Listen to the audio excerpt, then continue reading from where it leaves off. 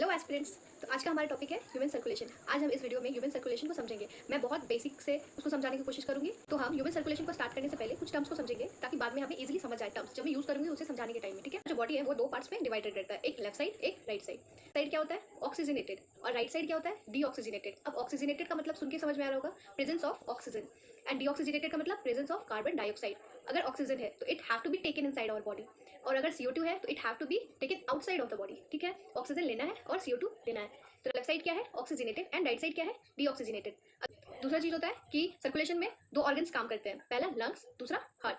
फिर आता है आर्टरी और वेन्स। क्या होता है? आर्टरी जो होता है वो ऑक्सीजन कैरी करता है, और वेन्स क्या होता है? वो CO2 कैरी करता है।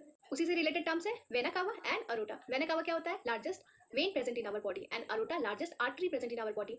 आर्टरी है अरोटा तो वो ऑक्सीडेड ब्लड कैरी करेगा, and vena cava largest vein है तो वो डीऑक्सीजनेटेड ब्लड कैरी करेगा। That's all. ऑक्सीजनेटेड और डीऑक्सीजनेटेड ब्लड का एक्सचेंज दो पॉइंट पे होता है, एक पहला लंग्स में और दूसरा बॉडी टिश्यूज में। ठीक है, तो अब हम समझेंगे सर्कुलेशन को। हमारे ह्यूमन बॉडी में, हमारे ह्यूमन सर्कुलेशन में डबल सर्कुलेशन होता है। डबल किस लिए? पहला पुल्मोनरी सर्कुलेशन और दूसरा सिस्टमेटिक सर्कुलेशन। पुल्मोनरी क्या होता है? पुल्मोनरी वर्ड सुन के समझ आ रहा हो कि समथिंग रिलेटेड टू लंग्स। पुल्मोनरी क्या होता है?